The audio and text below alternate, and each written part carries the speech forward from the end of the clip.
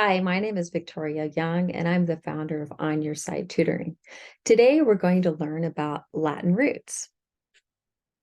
Latin roots help us learn English, but also they help us learn all of the Romance languages.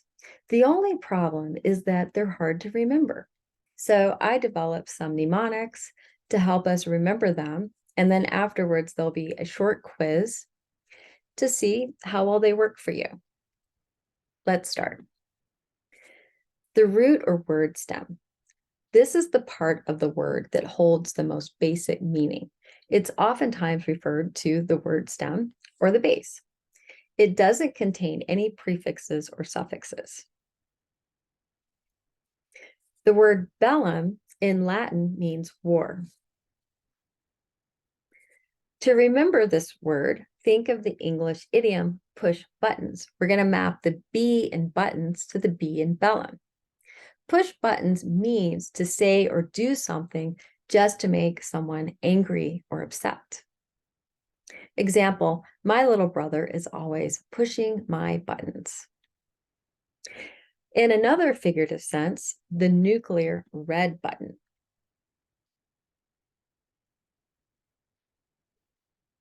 A prefix is a word part that usually can't stand alone. It's added to a word stem to create a new word. For example, the prefix ante means before. In addition to the prefix ante, we'll learn the prefix post. Ante means before, post means after. Remember that the letter A in ante comes before the letter P.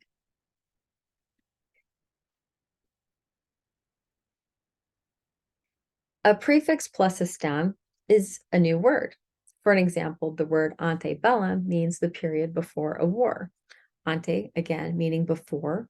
Bellum means war, before war. Using it in a sentence, there were many cotton plantations in the antebellum period of the US Civil War. The next is the word stem sed. In Latin, sed means go.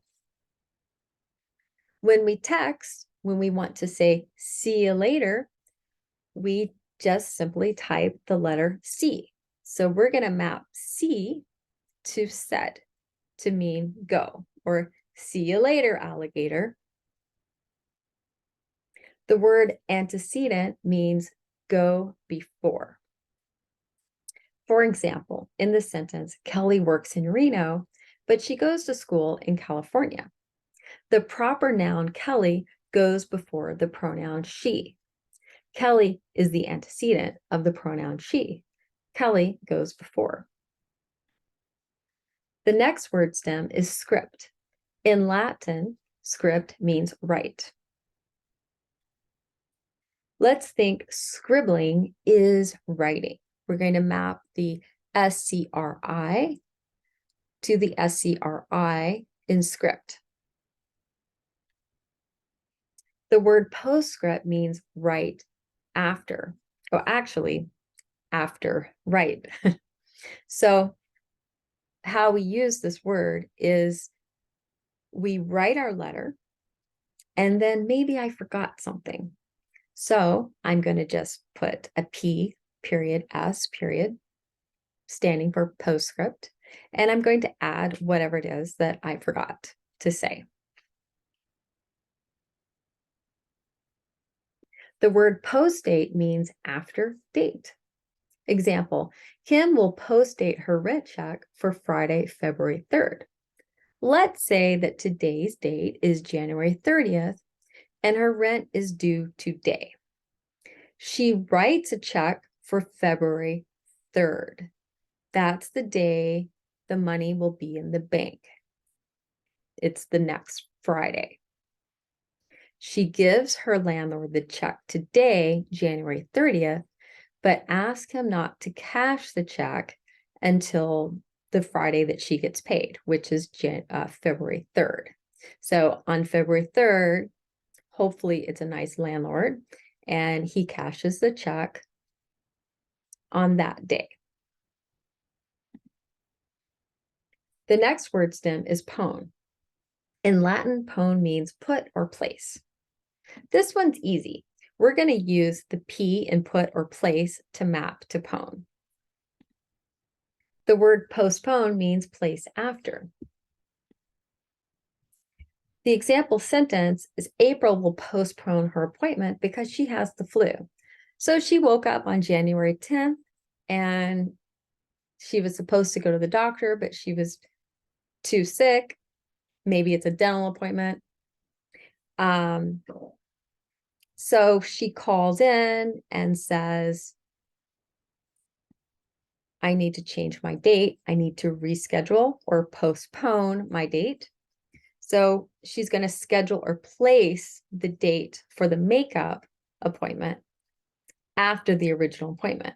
So the makeup is January 17th and it's placed after the date of January 10th. Place after. The word stem, mort. This is our final stem for today. In Latin, mort means death. Think Morticia the mortician.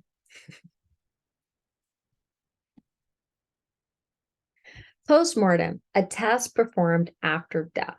The example sentence, a postmortem was ordered to find out why he died. Now let's take a quiz and see how much you remember.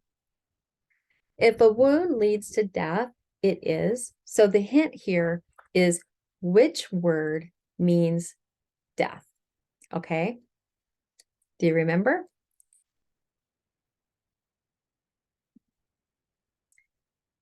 The stem mort means death. So if you run into a word like mortal and you have no idea what this word means, if you remember that mort means death, that can give you a very big hint to the meaning of the word, and hopefully it will help you figure it out. The next one is his neat blank is easy to read. Which one works best here? If you said B, script, you would be correct. Which root has the strongest connection to something that has gone before? The hint here is gone. So look for the hints, okay?